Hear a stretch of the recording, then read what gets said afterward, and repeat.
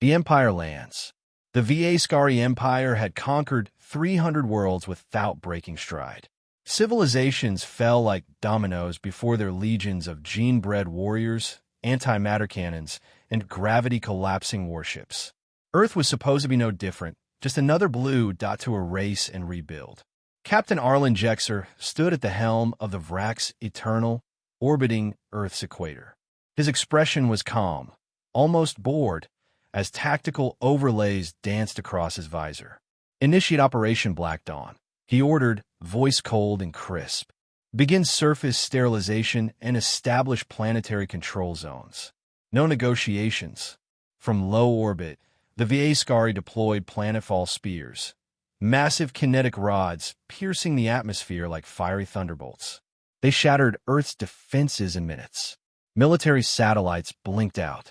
Radar stations melted. Cities screamed. New York was hit first. Empire dropships, shaped like obsidian scythes, sliced through the skyline, discharging shimmering troops with energy lances and anti-organic rounds. Human resistance collapsed quickly. Tanks crumbled under gravity's shear. Jet fighters disintegrated mid-flight as neural disruptors overloaded their pilots. Jexer watched the feeds dispassionately. "Primitive, but persistent," he mused. "They scream like most species do." Berlin's fall came next. Civilians were rounded up in containment fields. Government broadcasts were hijacked, playing the Va terms of surrender in 1,000 languages. Beijing lasted a few hours longer. Surface-to-air missiles briefly scratched a dropship, drawing a cheer from human defenders, before the Va responded with a wide-area neural pulse that left entire blocks twitching and seizing on the ground. In less than 12 hours, 3 of Earth's greatest capitals were under alien occupation. Command declared 63% of the planet pacified. It looked like victory, but then the patterns changed. Reports filtered in: delays in the Amazon theater, units missing near Kandahar, unexpected interference near the Ural Mountains.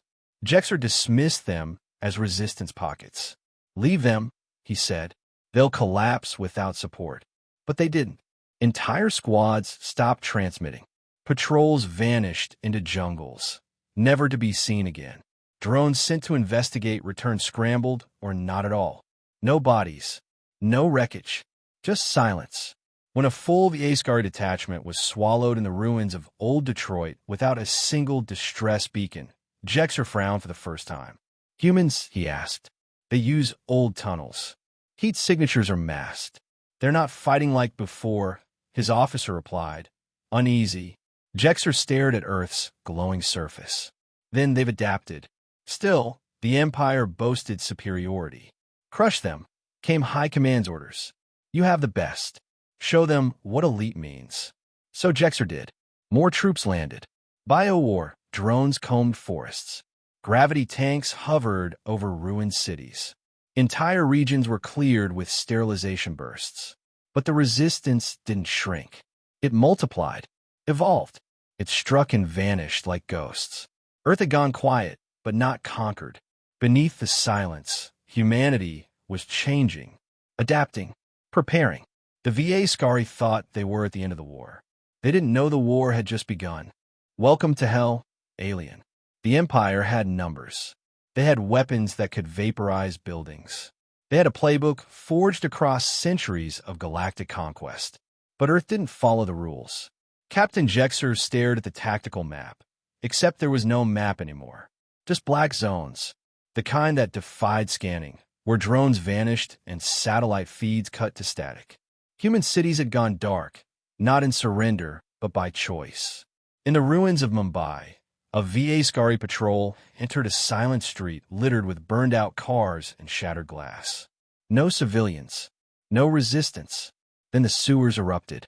Explosive-laced rats, rigged bio creatures, flooded the street, detonating under the patrol's grav pads. From the buildings above, human fighters opened fire with crude projectile weapons. Not plasma, not lasers, bullets, but aimed true. Pierced exposed joints in power armor. The ambush lasted 20 seconds. No survivors. Major Sarah Connors watched the chaos from a rooftop, rifle slung across her chest, sweat dripping down her temple. "That's for Delhi," she said, signaling her team to melt back into the shadows.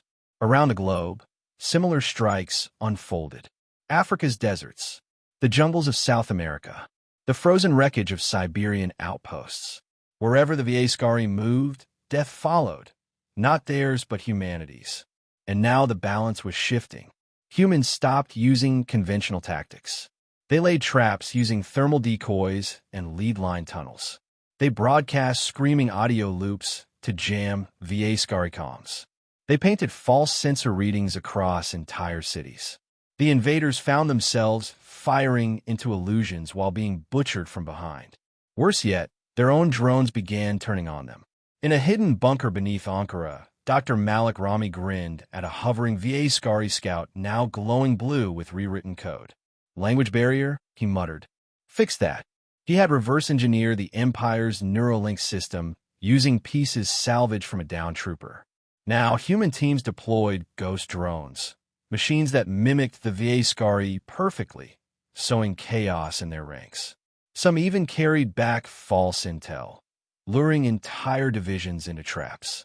By the third week, Captain Jexer had lost nearly 12,000 soldiers. "They don't stand and fight," one of his subcommanders complained. "No," Jexer replied. "They bleed us dry." He watched a captured human propaganda broadcast, just 2 words scrawled in blood across a ruined bridge. "Welcome to hell." The Viascari tried harder. They bombed forests, cratered coastlines, and used crowd-suppressant gas on entire regions. But humans didn't care about territory. They cared about making the enemy afraid. Empire units began deserting. Some shot themselves rather than enter human-held zones. A few broadcasts from captured Viascari were intercepted, screaming, weeping, begging their kin to stay away from Earth. Still, the Empire pressed on. Their pride wouldn't let them retreat. But Earth didn't care about pride. It cared about survival.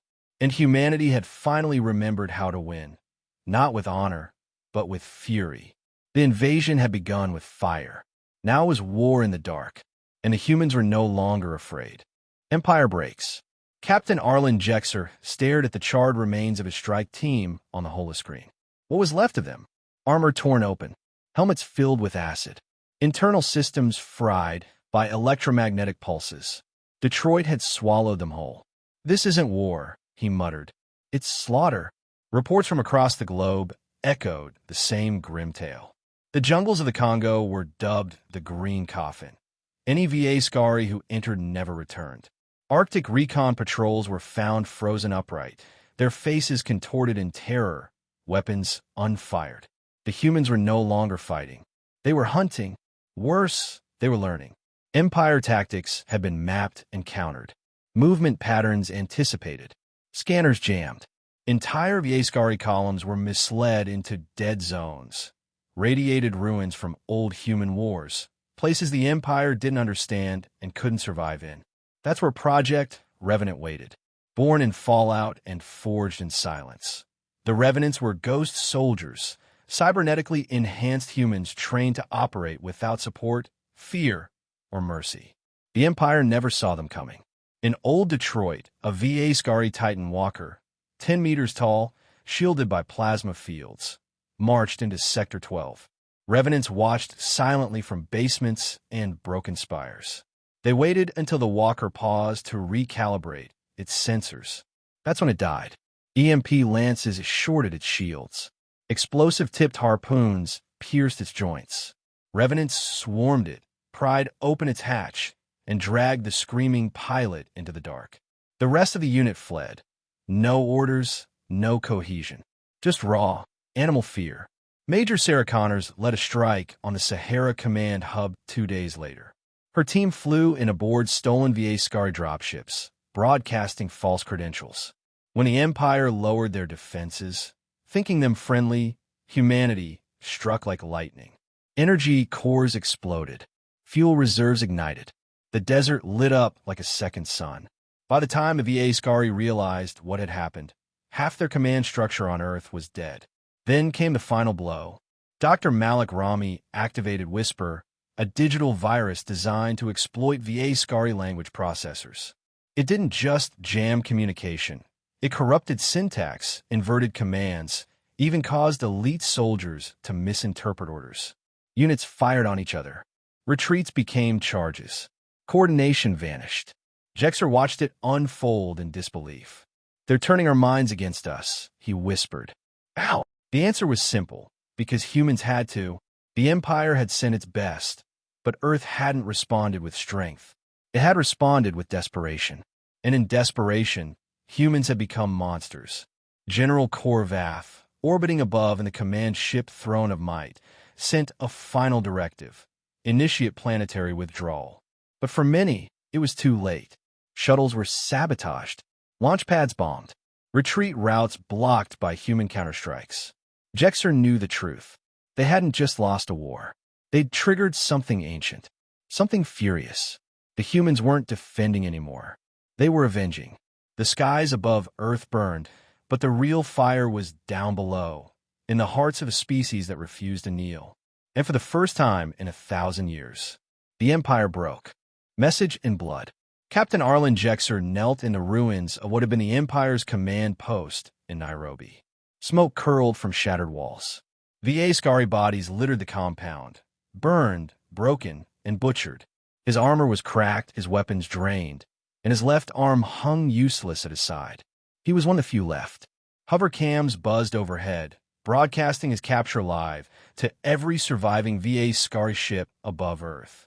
Major Sarah Connors stepped into view, her boots crunching over debris. Helmet off, her eyes held no hate, just the cold focus of someone who had seen too much death. "This is your best?" she asked calmly, nodding at the destruction. He led the slaughter of 3 cities. Jexer looked up at her. "We thought you were weak." Sarah's lip curled into a humorless smile. "That was your first mistake." A moment later, a signal burst pulsed through space, reaching the VA Scari fleet still hovering in high orbit. It contained no threat, no demands. Just a single, high-resolution image. Rows of captured Viscari elite warriors, stripped of their armor, kneeling, eyes covered, surrounded by silent Revenant soldiers. A message scrawled in red beneath it read, "You came to conquer. We came to remember." In the Throne of Might, General Korvath saw the image and knew. He issued one final command: withdraw. All forces. Immediately, the VA Scari fled Earth's orbit, their once proud fleet limping away in shame and silence. 1,000 species across the galaxy intercepted the signal. Some cheered, others watched in dread. On Earth, the fires began to dim. Cities still burned, but humanity stood, bloodied, furious, and more united than ever before. In Geneva, survivors gathered in war rooms under makeshift lights. Engineers reverse-engineered alien ships. Technicians fed stolen Empire data into Earth's nascent AIs. Plans were being drawn, not to rebuild, but to launch. Dr. Malik Rami stared at a rotating hollow of a VA Scari warp engine. "Give me 6 months," he muttered, "and we'll be at their gates." "No," Sarah Connors corrected. "They came to ours. We're not knocking. We're kicking the whole damn Empire down." The world responded. Veterans from every nation signed up for the Exodus fleet. Factories converted. Orbital stations lit up. For the first time in history, Earth wasn't aiming satellites at itself. It was aiming outward.